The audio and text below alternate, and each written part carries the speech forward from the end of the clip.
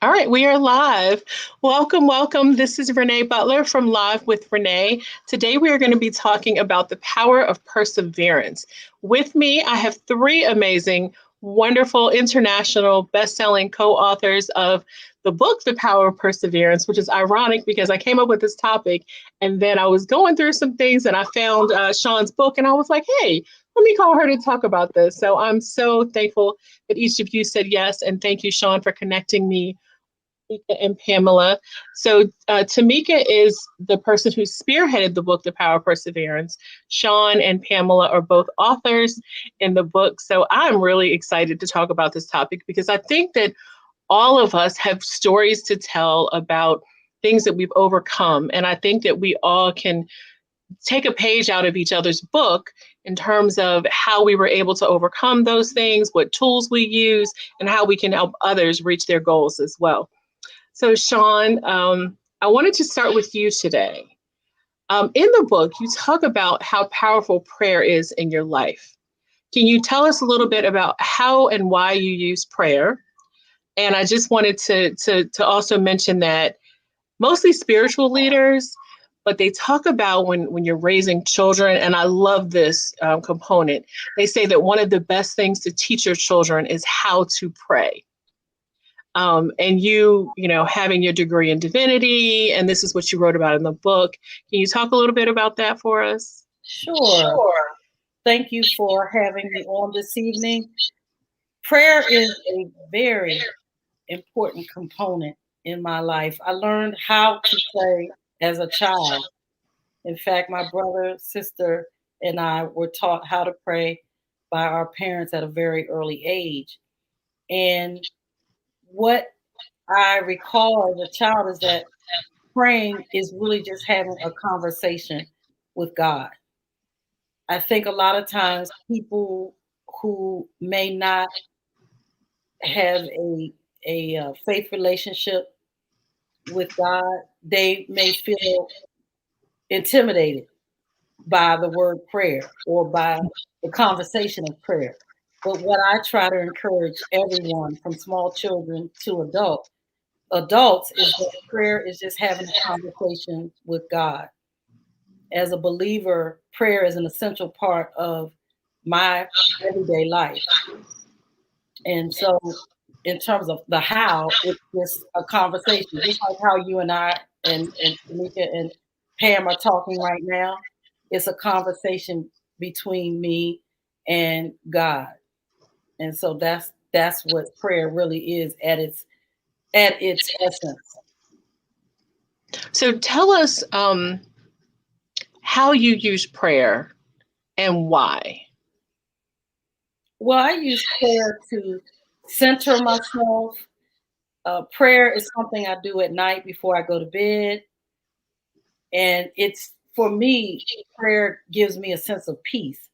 No matter what's going on in my life, and we all know in this virtual environment, in this COVID pandemic, everything it just seems like it's more stressful in a lot of ways. And so for me, I use prayer as a way to center myself. It is a way for me to bring calmness into my personal life. And I use it to communicate with God. I personally believe that God orders my footsteps. Mhm. When I make decisions, whether they're big or small, I need to consult with God about it. And the way that I do that is through prayer. One of the things that you shared with me was that you use prayer, you meditate, you also use affirmations in your life. Can you share with us some of the affirmations that you use to help to center yourself? Yes, I have index cards. Index cards. You will find those index cards around my house. For example, in the bathroom, there's an index card that says God is with me. So every morning when I get up after I pray, I get up, go to the bathroom, brush my teeth right there on the mirror.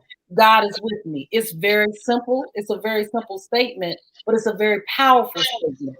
It's a Hmm. reminder to me that no matter what I'm doing, no matter where I go, God is with me. And so you will find affirmations like that all over the house. You might find affirmations in my car, in my office, at work. Even though we're not physically in our offices right now, we're mandatory teleworking. I have affirmations throughout my office, in my office at the building that I work in. So there's just positive statements and things that I refer to throughout the day that uplift my spirit. One of the things that I was shocked about reading your story is how vulnerable and how open and candid you were. We are friends, so I knew your story, but to read it in a book, I was just like, wow, talk about someone being so authentic. Like, I was blown away. Um, and I think that that's probably what all of the stories in the book seem to be, very, very candid and open. And you ladies were real. I'm at my mom's house, so pardon my grand dog in the background. Just really authentic with your stories, and I thank you all, because a few of them brought me to tears. But Shawn, can you tell us, what was your most difficult challenge in life that you feel like you've had to overcome, and how did prayer and perseverance help you meet those goals? Well, actually, there's several stories in there, but I believe the most challenging thing that I have faced to date is actually not in the book. It happened right after we went to publishing. My mother was diagnosed with stage 4 cancer on July 10th, 2020. We had our launch party for the book, Power of Perseverance, on July 28th. I was very hesitant about attending the launch party. I even shared with Pam and Tameka. I said to them, I don't know if I'm going to be able to make this because my mother's not feeling well. My mother, Sharon Elizabeth Alexander Jackson, she insisted that I move forward and attend the launch party for our book. And my mother was called home to be with the Lord on July 29th, the very next day after we had our launch party. And so, just real quick, rewinding the process that we went through in writing the book and preparing for the marketing of the book. And also, I was trying to finish up my Master of Divinity program at Howard University School of Divinity, and also helping to care for my dad. So there were a lot of dynamics happening, but really my mother's health declining so quickly, and still trying to finish my degree, because I actually finished my program on July 26th, 2020. Oh, and wow. my mother was all in the mix in that. She said, do not stop.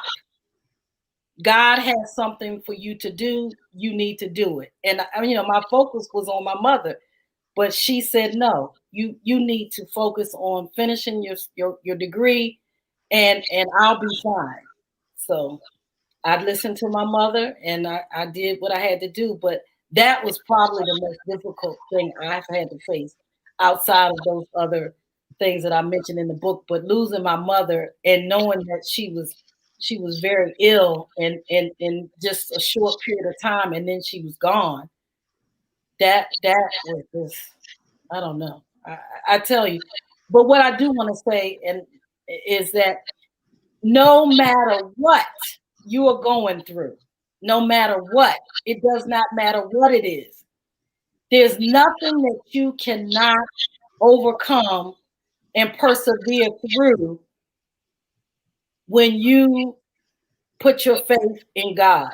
And I want to say one thing, and then I know you need to talk to Tameka and Pam. I want to say this on page 5 in the Power of Perseverance, under the section in my part of the book, is under the 2-minute warning. At the bottom of page 5, it says, God's word says in James chapter 5, verse 11, the New International Version, as you know, We count as blessed those who have persevered. You have heard of Job's perseverance and have seen what the Lord finally brought about. The Lord is full of compassion and mercy. No matter what you're going through, you will persevere. You can get through it, but you have to stay connected to the master. And that's God. You have Absolutely. to stay connected to the master. He'll get you through. I really believe that you've been able to overcome so much because of your faith and your belief in God and your, willingness to let go and lean on Him and allow Him to guide your path. Because you've been through a lot. You've been through a lot, and you are still on top of the world and conquering and achieving goals and making it happen. And I'm so proud of you. You're like a big sister to me. And I just really, really appreciate you in my life, and helping me to strengthen my prayer life. And I think that you are an inspiration to so many, especially in our chapter, like absolutely amazing. So thank you. Thank you for joining us. And if there's someone, if you want to jump in and chime in on something, please feel free to do. And the same with Pamela and Tameka as well. Tameka, I'm going to come to you next.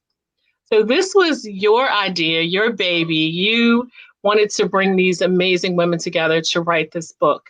Can you tell us a little bit about why? Absolutely. First of all, thank you for having us on this evening. I appreciate the opportunity to speak at a time like now with everything that we're going through. We need to be reminded that we have the strength to keep going. We have the strength within us to endure whatever it is that we're going through right now. And that is really the premise of the book. It started with my own journey that I wrote about in 2017, my 18-year journey into motherhood. It was a lot of trials and tribulations on that journey, but I learned so much about myself and about life, and how to have the mindset in order to endure throughout that whole 18 years. And so with that, I at one point didn't think that I was going to share my journey. I didn't think that I wanted to share it because there was a lot of times where I wasn't the best version of Tameka. I was judgmental, and just being totally transparent about it. I questioned my existence. Like, why am I here? If I can't have kids, if I can't, be a whole, I feel as if I'm a whole woman. What am I here for? What is my purpose? Not understanding what my purpose in life was. And so for me to get to the point of feeling as if my journey and sharing my journey with others was more powerful and more important than worrying about whether somebody was going to judge me for how I had been in life. It allowed me to say, okay, if I was able to do it, I know that others need to also release something that they have inside of them as well. Because when you are releasing, you're also relieving and releasing someone else from the bondage that they're in. And it may not be physical bondage, but there's a mental bondage that we are all in when we're holding in so much of our journeys that we've gone on and that we've been on. And so I wanted to just have that message. There's so much power when you learn to tap into your perseverance. There's so much power when you learn to tap into the strength that's already within you. A lot of times I tell anybody that I come in contact with, there is nothing that I can add to you. Everything that you need is already within you. Now I can help you pull it out, but it's already within you. And that's what the book is really all about. It's just to help others learn that they're not on this journey alone. Whatever obstacle and situations that they're facing, they're not the only ones who are facing it or who have faced it. There are others who have gone through. Because I know for me, when I was going through my journey, I felt alone. I didn't really feel that there were other people who understood, truly understood what I was going through, especially for so long. I had some that, asked me, well, what you waiting on? I'm just like, well, I'm trying. You don't know my life. You don't know my journey. And so again, it's all about just having people share, having these amazing women, I should say, not people, but having these amazing, beautiful souls, beautiful women share their lives, share parts of their journeys with the world, giving other people an opportunity to say, okay, I can overcome too. I can hold on just a little while longer. If they went through it and they're able to smile and tell the world about it and help others heal, I can too. And that's really what the book really was all about. And when I tell you it has been a life-changing situation for many people who have read the book, I've heard so many great reviews from it, and it really warmed my heart to see that it became an international bestseller. That means people not just here in the US, but people outside of the US also read this book and reviewed this book, and more than one person did. Okay. So I'm just blessed to have been able to bring this vision to life with so many amazing women being able to be open and transparent about their own lives. Yeah, as I was reading, I said she must have had a conversation like, okay, you guys need to be transparent, you need to be vulnerable, like lay it all out on the table. It's really an amazing, amazing anthology of stories of how women have overcome. One of the things that I noticed is a lot of the women shared was, miscarriages. And I didn't realize until probably my mid 40s how many women in my circle have had miscarriages. Like it's a very common theme. So, thank you for sharing that. And I'm glad that you stayed steadfast on your journey, although it took 18 years. We have another soror who, she had well over 10 miscarriages, but she kept on. She said, God is going to bless me. He's going to bless me. I know he's going to bless me. And she had a baby last year, her first live baby. Yes. So it's absolutely, there's power in perseverance and faith, believing in God. So in your book, you talk about the 5 pillars of perseverance. Can you run us through those? Absolutely. Those 5 pillars are the 5 pillars that I stand on and I talk about every time I get a chance to open my mouth, because they really work. They really, really work. And so the first pillar of the 5 pillars is realizing that your setbacks are actually stepping stones toward your greater. Don't consider it a failure. Don't consider yourself failed in something because it didn't happen the first 2 times, the first 3 times, or the first 50 times. Don't consider it a failure. Learn something from what it is that you did and apply something different the next time, and go at it a different way. But don't consider it a failure. Just consider it, a learned lesson for what not to do over and over and over again. And the second pillar, number 2, is it pretty much goes along with pillar 3, is to reveal the PPPs in your life. No, not the the loan, the pay protection loan. Okay, we're talking about the people, places, and possessions that you are holding near and dear to your heart. Whether that's mental, a lot of times it really is mental. The people, places, and those possessions we're mentally holding on to. Sometimes it's material things too, but we have to be willing to reveal those things that's holding us back. What's not allowing you to move forward? What are you still trying to hold on to from your past that's not allowing you to take that next step forward? And then once you reveal them, you need to release them. Release what has been holding you back. When you can release and truly release it, a lot of times we say, okay, I give it up. I put it in God's hands. I'm letting it go. But we're really not letting it go, because we really want to have our hands in it to say, okay, well, this is what I did. Well, no, you really need to release it. Totally let it go. Because once you let it go, you can start to feel relieved of all of the pressure that you're putting on yourself to do something that you really can't do by yourself, right? So it is to reveal the PPPs and then release those PPPs, people, places, and possessions that's been holding you back.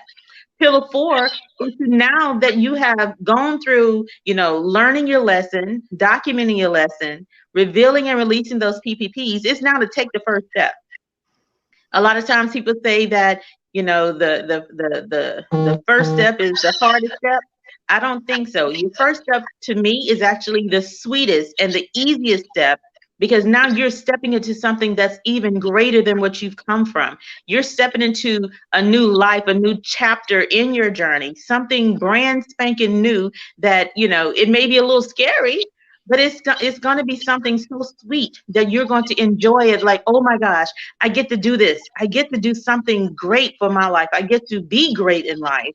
That's the sweetest thing that you could ever do for yourself, the greatest thing that you can ever do for yourself. And then pillar 5 is all about celebrating yourself every step of the way, every little thing that you do, every little milestone that you reach. Celebrate. If there's no one around to pat you on your back, girlfriend, pat yourself on the back. Give yourself a round of applause. There is nothing wrong with celebrating who you are and the accomplishments that you are making in life. So pillar number 5 is to remember to celebrate yourself. Because what happens when you celebrate yourself, it empowers you to keep going. It encourages you to keep going. It gives you a source of entertainment, because when you celebrate yourself, sometimes you just laugh like, I'm really celebrating myself. I really did that thing, right? Okay, y'all, excuse me, I'm a little country. I'm sorry. No, it's okay. I love it. But it allows you to really look at how far you've really come. When I really implement these 5 pillars every single week, because every week you have to remind yourself, okay, I need to make sure that I'm able to move forward. So what am I holding on to? What am I doing? What has been done in the past that I'm holding on to that's holding me back from making my next greatest move, right? And so I would just say, use these 5 pillars. If you don't do it on a weekly basis, do it on a monthly basis. It's just as a reminder to just continue to self-analyze and take some action towards moving forward, and then celebrating yourself every step of the way. So earlier we talked a little bit about getting over the fear of people judging you. I think we all have that fear. Like, what are people going to say? How are they going to perceive me? And any of you can chime in, how do you guys recommend that people get over that fear of judgment? Because that's a big thing for a lot of people, myself included. I think, some of us have all faced that fear. Pam?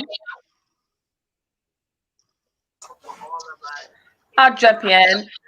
Thank you for this opportunity. One of the key aspects, at least for me, judgment is one of those key things that every person, no matter what that person's career is, what that person's life has been, is that you're afraid of that judgment, right? There's one thing that I'll never forget that my grandfather taught me years ago, and this was pretty much along the lines of those who are in our circle and those who are pretty much are going to be a part of our lives, and that people tend to give us classifications and give us this really little box of information about a person. And this is something my grandfather told me years ago. He says, honey, do not judge people for who people say they are to you, but to get to know the person yourself. And this stood true for me at a very young age, because I would look at people, and I would look at people from the sense of my grandfather's spoken words. Now, granted, let me tell you a little bit about my grandfather, though. My grandfather had poor vision. So very poor vision. So most of what he was speaking from was coming from his heart. And it's a very spiritual, both he and my grandmother were very spiritual people. And that was really a very important part of my life in general, because whenever I heard him say that, and I knew from that point on that we have to take each person for ourselves and get to know that person. And I keep in mind too, in my head and in my heart, judge not lest you be judged. And so it's not just a biblical statement. It's a true statement that I live by. I tell my children that as well. I'll never forget with my youngest child, who was at that time about 8 years old. And one of his teachers, he says, Mom, I don't know about my teacher. He seems a little different. I said, honey, let me tell you something. I said, you have to work with and at that time, you have to get to know many people. You have to be in the circle with many people. Think about who you are and who you want to be. and know that you, first of all, are a child of God, and that God is not here to, he does not want you to judge anyone just because of what you may hear from others and what you may perceive. And so fast forward about, oh, good Lord, this was when he was probably in about third grade. Now he's getting ready to graduate from high school. Fast forward now for those 9 years, and his outlook is so different that he's more accepting of people in general across the board. But it took talking with him and really keeping him grounded spiritually, because spiritually being grounded is really the base, it's the foundation of who we are, who this family is. So that's one key thing too, in terms of thinking, in terms of us thinking about being judged, is to everybody's going to, there's an old quote that I heard years ago. This is probably every bit of about 30 years ago. So they talked about Jesus and I know better. And so people are going to talk about you. That people are going to state whatever they want to state, but people, they got to get to know you. And if they don't get to know you, they're missing out. So I always think about what my grandfather has told me. And I also think about the statement, they talked about Jesus and I'm certainly no better. All right. Thank you. Thank you. Sure. Tameka or Shawn, did you want to chime in on that question?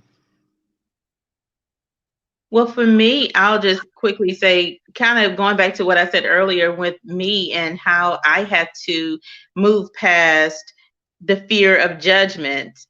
When I shared, I was really transparent in my first book.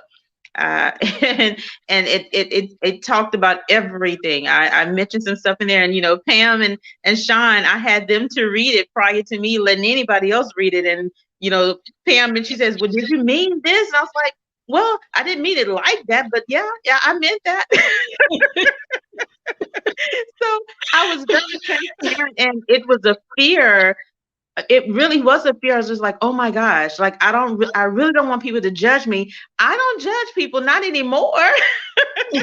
But I had to, for me to move past worrying about whether somebody was going to judge me or not, I had to get to the point of just knowing that me sharing my journey, me sharing my story, me sharing a way for other people to overcome what they're going through was more important.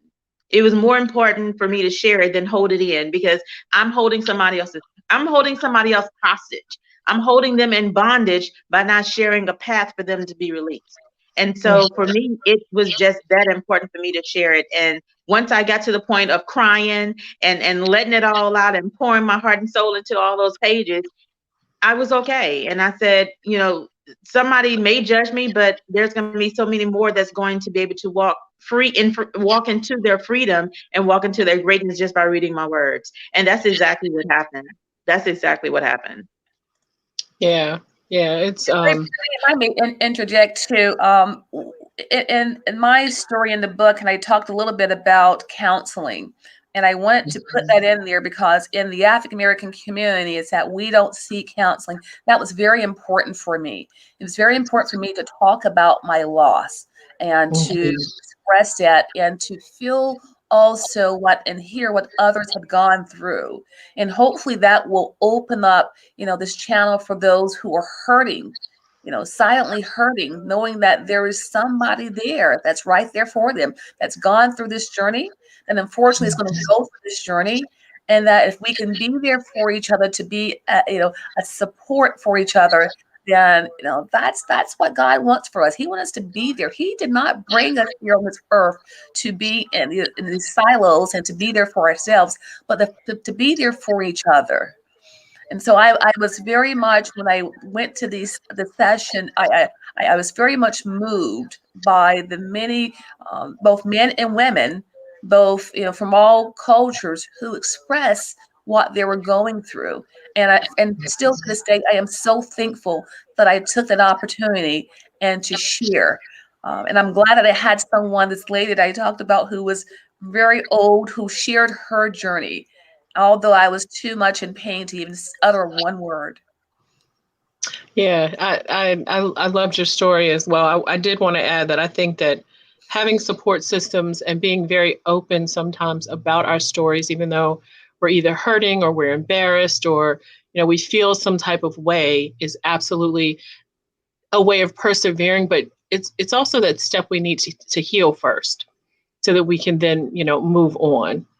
And Pamela, Tameka, I wanted to ask you, was there a pivotal moment in your life when you decided, you know what, I want to write this book, I want to start this company because I really want to help other people? Like, was there something that happened, or it was just something that just evolved over time? I would say, evolved over time. And I would say that it actually started when I was about 8 years old. Me living the life that I'm living right now is actually the vision that I had when I was 8 years old. It's the words that I spoke at 8 years old. At 8 years old, I went to a garage sale. So yes, I'm telling my age, y'all, but I went to a garage sale with my aunt, and I was able to purchase an entire set of encyclopedias for $5. And my grandmother had a shed, and so I would put all the books in a bookcase in the shed, and I would go to the shed as if I was checking out my own books from the library. I would have 2 to 3 books at a time, and I would read them from front to back, every book. And Wow. it opened my eyes as a little girl. I'm a little country girl from Louisiana, born and raised in the country, not having traveled outside of Louisiana at that time. And so seeing all of that, it opened my eyes to more of what's in the world, what's out there. And it was around that time when I said, once I get older, I'm leaving and I'm not moving back. I want to, speak to girls all over the world. I want to empower girls all over the world to let them know that they can love themselves. They can do whatever they want to do. They don't have to wait for somebody else to give them permission to do it. And they don't need somebody else to validate who they are. They are perfect just as they are. Of course, there were things that I was probably going through at 8 years old and don't really remember all the details right now, but I started speaking those words. And when I turned 18, it actually happened. I didn't know the mode of traveling the world would come by the military, but it did. And so I traveled the world, and I was able to see different places and experience different cultures and talk to women and inspire them on this one ship that I was on.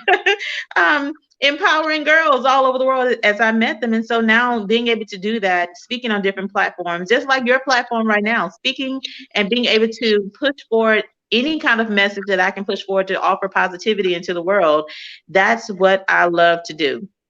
I do it in business, whether that is helping you create, create and build, or whether that's just speaking to you and allowing you to, just to be heard. That's what I do, and I absolutely love everything about it.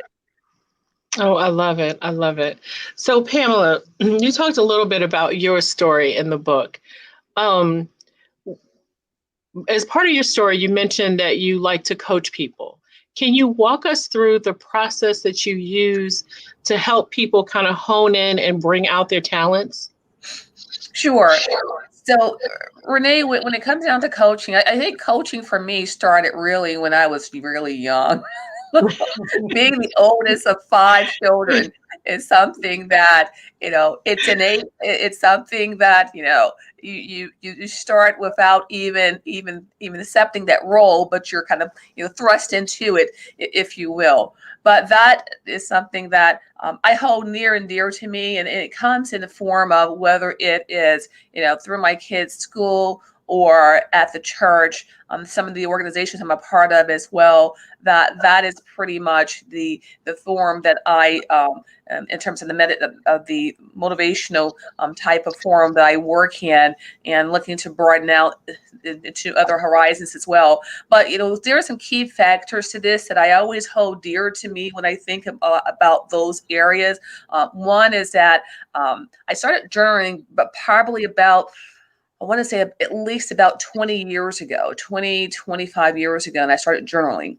And I would put down my thoughts and my aspirations and things that I was excited about, things that I was fearful of, and then how can I work through those. So I truly believe in the power of prayer.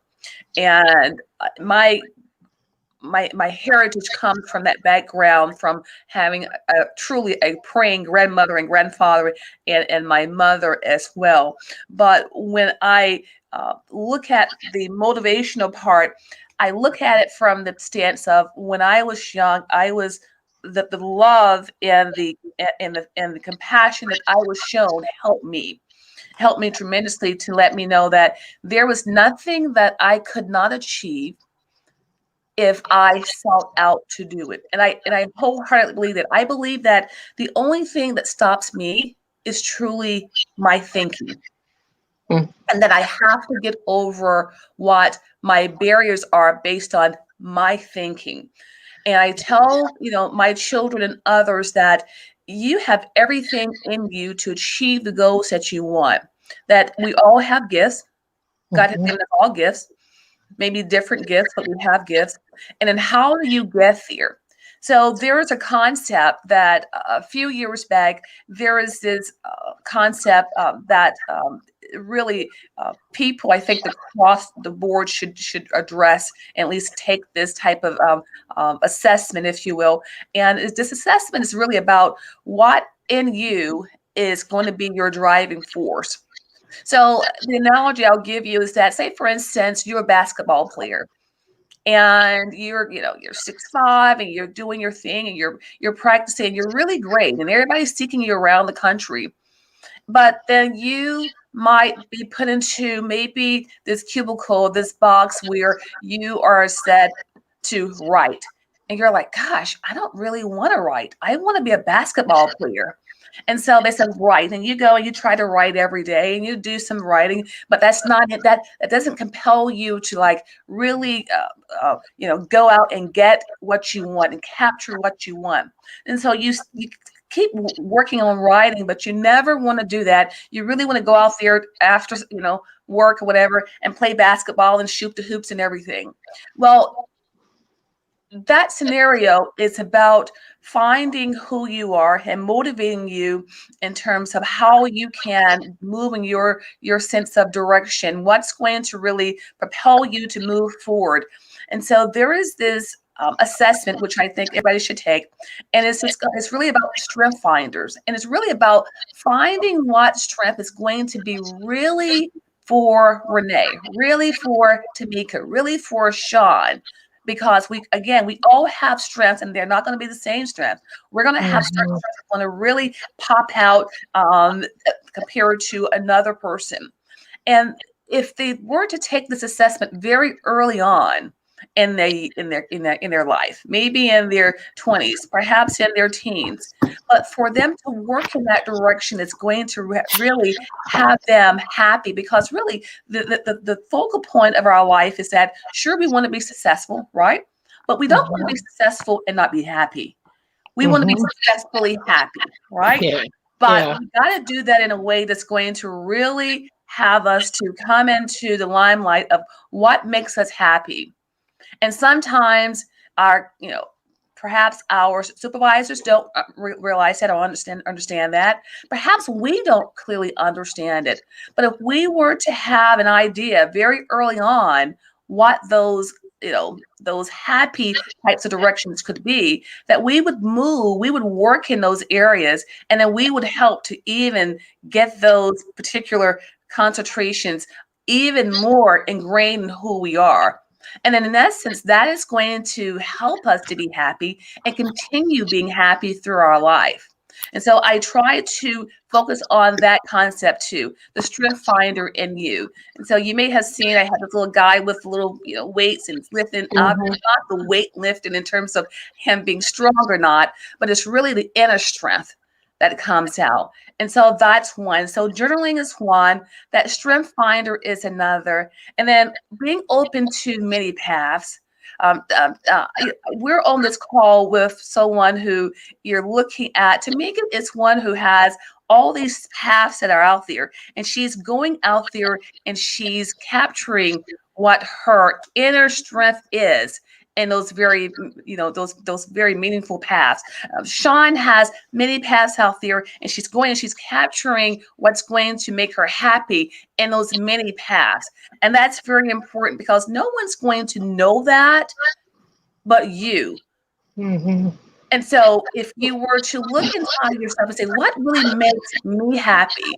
But knowing how to identify what makes you happy, that's very much a crucial part. And so those are three concepts that I try to ingrain across the board when I talk with people, and then bringing out in different ways, because the story behind it makes a difference too. One story might not be so compelling to you compared to another story that somebody may have experienced. And so it's experiences that may capture a person and help them to identify what's going to really make them happiest. And I keep saying the number one thing for me is not just being successful, but to be successfully happy. Mm-hmm. That encompasses so much, starting with the spiritual foundation. Yeah, that's I like that, to be successfully happy. It just reminded me of a couple of things. One, I think a lot of us, we've had the same experience from my parents. They probably worded it different. My mom used to always say to me, if you can dream it, if God gives you the ability to dream it, he gives you the ability to make your dreams come true as well. And all three of you have said something to that effect. And also, when people say, when you do things that you love, it'll never feel like work a day in your life. And I think that goes to what you just said about finding things that will make you successfully happy. That's going to be my new word, successfully happy. So I love it. I want to talk a little bit about, I was reading your story, and just, I thought to myself, wow, what it probably felt like a truck hit you because your story talks about how all your life everything was great. You never really had to struggle with anything, until your very first miscarriage. Like, life was just grand for you. And I thought, oh my gosh, I can't imagine where you've gone through life and never really experienced much strife or struggle, and you get to this, probably the second most important thing to you or to us. We get married, we want to have children, and your pregnancy is going fine, and then you wake up one morning and it's not. And I kind of put myself there, and I was like, I just can't imagine what she was feeling in that moment. Can you talk a little bit about that and how you worked through that? Sure. I'm going to make this as short as possible. Okay. And this will always probably be emotional for me. I don't care whether it's one day, 1 year, 10 years, whatever the case may be. I was crying for you, so yes. I hear you. A year prior to that, someone passed away that was very dear to me, and that was my grandmother. Mm-hmm. I didn't have one mother. I had two mothers. One was my grandmother and one was my mother. And I both called them, one I called them mom, and the other I called mom. One called mom and another mama. In 89, I lost another person, and that was my grandfather. Mm-hmm. And the story is that those people were my foundation. And when I miscarried, it was extremely hard. It was so hard and so painful. I said, gosh, you know how happy I was, during this pregnancy, and this happened out of the blue. And how did this happen? Just asking all these questions, asking of myself, asking of the, my OB-GYN as well. And then but this is one very key thing. I remember when I was driving home one day, and I looked up at the sky, because those who have experienced loss know that the first place we go is that we look up at the sky, right? Yep. And I looked up at the sky and I said, Lord, I don't know why this happened. I said, but I'm not angry with you, Lord. I'm not happy, but I'm not angry with you. I don't blame you, Lord. I said, there must be a greater reason, a greater purpose for my little person, my little guy, Matthew Walker, to be in your presence and not in mine. But what also was helpful for me is that I had these wonderful people in my life that made a difference in my life, that I knew that if I could not have him here, that the love that they showed me when I was growing up, that the second best place for him to be, if he cannot be here with me, is to be there with him. These wonderful people that I grew up with. Mm-hmm. You might not understand, but that gave me a tremendous amount of comfort. Mm-hmm. That when this happened to me, I had a caseload of about 80 cases. And I needed to report on those cases just to move them off of out of my space. And I did that really the night that I miscarried. I called my supervisor and gave a rundown on those cases. And I said, I'm finished with them. I got to come back to where I need to be, which was the loss. Mm-hmm. And so when I did that, I said, okay, this is what I need to do. The only thing that's going to make me feel okay for right now is to take him in the arms and place him in the arms of a person that I know that loved me just as much as life. And that was my grandfather, who had passed away in 89. And so I took Matthew down there. I had him transported down there and placed him right there. And I always thought in the bosom of my grandfather, who had passed away in 89. As a matter of fact, he's named after him.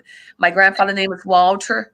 My little guy his name is also Matthew Walter. And that brought about a tremendous amount of comfort. And that came from my foundation. And that's why I say that anything that we seek to achieve that is inside of us, because God has given us everything we need, including the fact that there are people in our lives that make a tremendous amount of a difference. That it's a complete stranger that comes in your life that makes a tremendous difference. Case in point, I did not know Tameka before 2013. I met her in 2013, but I think about her more than she realized. I did not know Shawn until that time. I think about them more than you realize.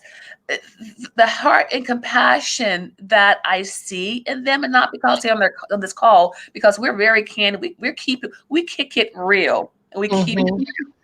And that's very important to us. And so we take off the makeup and all that stuff, and we just talk candidly about what we are going to, what we are going through, what we need, right, to be okay. And that's very important. So I feel that, the people that come in our lives, that God places in our lives, those are significant people for certain reasons. And we just have to hold on to that, whether they're relatives or whether they're brought to us by, godly love. And so when we have those people in our lives, we have to cherish them.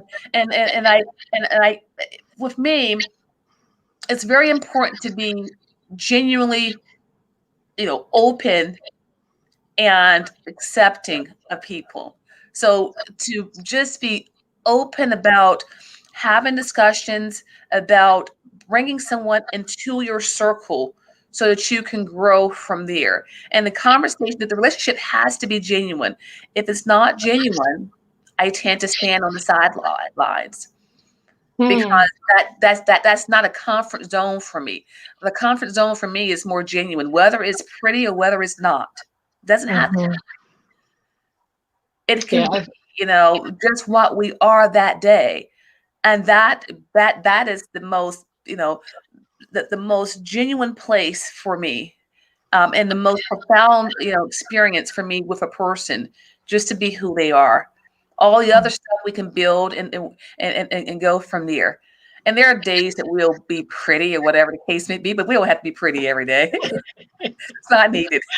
I agree with you. I think that's why I know, for at least with Shawn, and I fell in love with Tameka after our first conversation. Shawn kept calling me, and I was like, I'm talking to Tameka, I'm going to call you back. Like, we just connected. And I think it's that the genuine person that comes out of, each of us. And I just wanted, for Pam, I just want to say thank you for sharing that story and being so brave. I don't know that I could have buried my little baby boy miles and miles away in another state.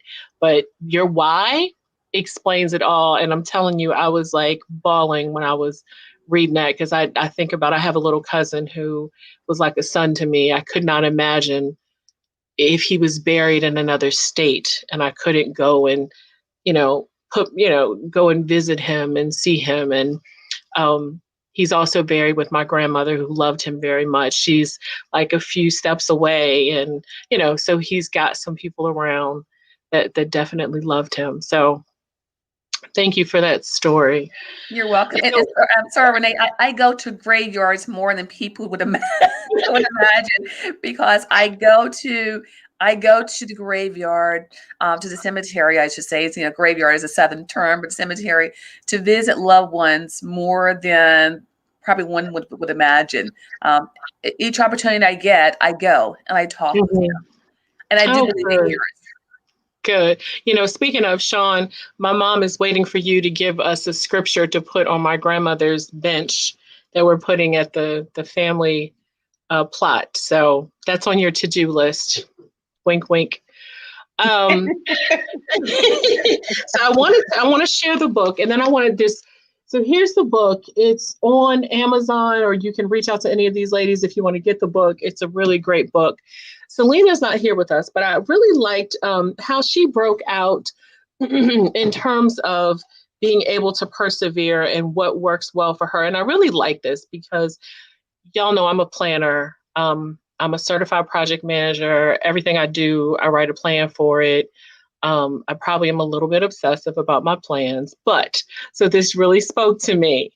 So Selena says that, one, she develops a comeback plan. And I think that's really great when you are setting out to achieve some goals that you've never done before.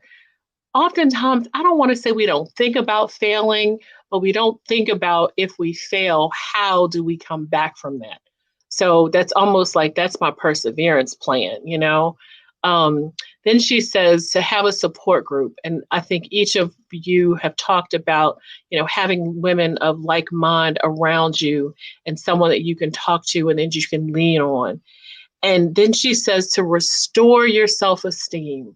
That is huge, because when we go through, I think we blame ourselves. We look at ourselves, we think that we are less than, or that we are lacking something that someone else has. Preparing for setbacks. What does that look like?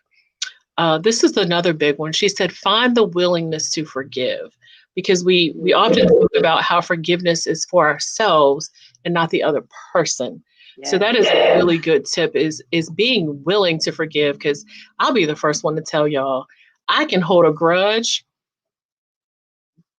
till the day that I die. Like, I can cut you out of my life tomorrow and be perfectly fine with it. So I don't even go through the forgiveness part. So I know that that's something that I probably need to work on, is really being willing to forgive people, to move forward. Learning the power of affirmations. And Shawn, I love your the way that you do your affirmations by posting them around the house so that you are looking at them all the time. And then she talked about letting go of fear and anger. And I think the letting go of fear, that's one of my biggest things too, that I know that I need to work on. And I wanted to just go back through, because Tameka, your 5 pillars, I had it earmarked. I lost my little page here in your book. I wanted to, do you want to go back through those? I wanted to read those real quick again, because I just think they were so important when we talk about perseverance. Absolutely. I'll let you go. I can't find the page, and I just had a little, here it is. I found them. I know where they were here. So the number 1 was to know your setbacks are actually stepping stones towards your success. Number 2 was to reveal the people, places, and possessions that you've allowed to get in the way of your progression. Number 3 was release those people, places, and possessions so that you are free to move as you need towards your goals. And then 4, this is a big one, is take that first step. I think that this is what holds a lot of people back, is really just taking that first step. Like, we have all the plans in the world and all the great ideas, and they sit, but we just really need to take that first step. And I say this all the time. When you're working towards your goals, just do some one thing every single day towards your goals. Like you'll eventually get there. And sometimes taking that first step will give you the motivation to take a whole bunch of steps, you know?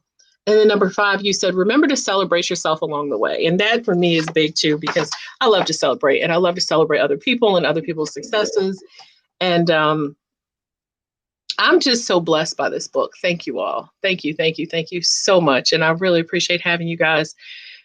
Is there anything else you guys would like to share with anyone or anything to close us out today?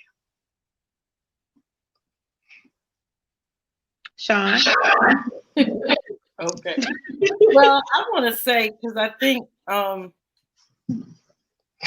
heard it said that you need to have that circle. You need to have a circle of trust.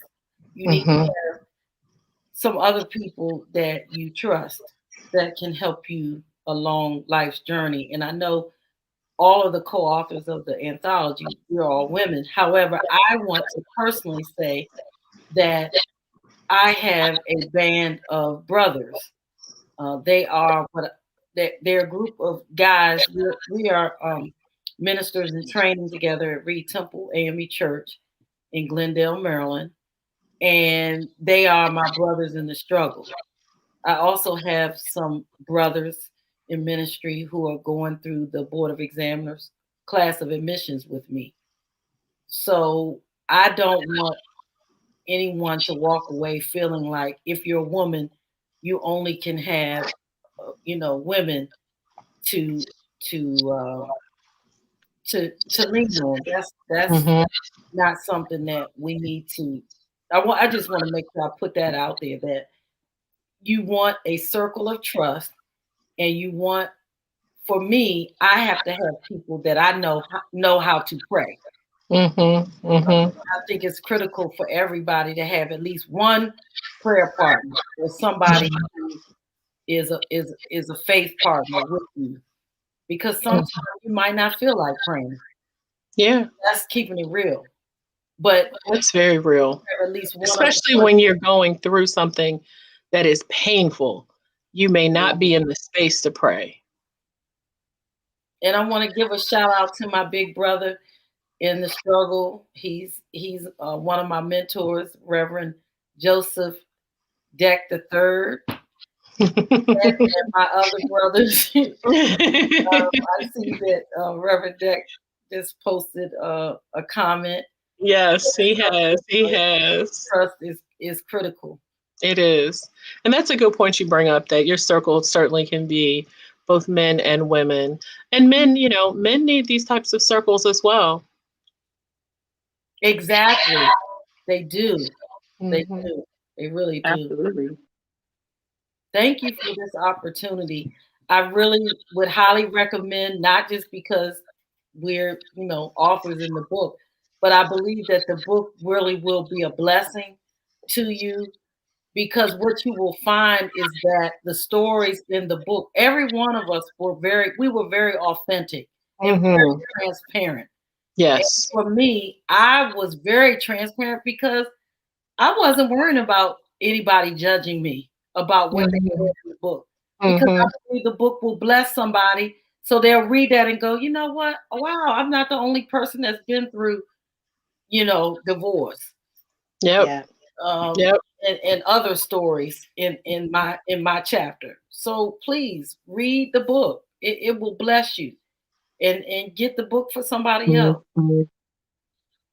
I agree. Look, my mom saw it because I told you guys I was going to make sure I read it before today. My mom even started reading it as well. She was like, wow, Shawn's story was really powerful, which it was. And I think that more of us need to share our stories and tell our stories, because we don't know who they will impact and how they will help other people overcome and persevere through their challenges in life. And, suicide is a real thing. You don't know. We never know who we can save a life, of. And I do want to ladies, what we're going through, it's not for us. Because when I went through what I was going through, I said, well, God, why am I going through this? And the Holy Spirit said, why not you? Mm-hmm. It's not for you. Like sometimes I think as humans, we get so caught up in our own pity parties, but we have to realize that our struggles are really, they are they are to bless somebody else. Mm-hmm. They are to bless somebody else. So don't dwell on what you're going through in that moment. You're going to come through it. You will come through it. But think about how somebody else can be blessed by your transparency in your story. And that's what I was thinking about when I wrote the chapter that I wrote. Yeah. And somebody else will be blessed. Tameka, any final thoughts or words? I would just encourage everyone to continue to go. When we think about the definition of perseverance, it is, I oftentimes change it to make it what I needed to say. But it is when you can tap into the will, the drive, the commitment, the dedication, that oomph that make you get up and keep going, no matter how long it takes you to get there, no matter how many obstacles you have to come across and figure out how you're going to deal with, no matter if you will be successful on the other side, you have to have that will and that drive and that commitment to keep going regardless. Because what happens, just I think it was you said it earlier, what if you win? What if you Mm-hmm. succeed? You will Mm-hmm. never know if you don't keep going. So I want to just encourage people to just keep going. It doesn't matter how long it takes, just keep going. Yep. It really Absolutely. ties back into my 18-year journey of trying to get pregnant. Mm-hmm. Really, truly, Mm-hmm. I had to keep going. I would have never seen success in any kind of way if I had given up, if I just said, okay, I'm just not doing it anymore. Now, my pregnancies came natural. I didn't have to do all the stuff that I did for the 18 years to make it happen, but that was my journey. That was a journey that I Mm-hmm. needed to be on to get to the ultimate knowledge of, okay, I'm a human being. I am not God. I can't do what he does. It's I don't have the power that he possesses. How dare I think that I can fill his shoes and doing what he does so easily, right? But I needed to go on that journey to make sure that it was ingrained in my head for the 100th time, from growing up as a little girl and being raised that way. I still in my head, okay, I just need to do this part, or I need to do that, or I need to do this and do that. No, I didn't. I needed to fall back and get in line with really what how my life is and what my life Mm-hmm. is, and accept my life for what it is, instead of trying to make it into something else that I thought it needed to be. So I would just Good encourage point. anybody to just keep going. It's Mm-hmm. not about doing something that you shouldn't do, but you are aligning your actions with the vision that God has given you for your life.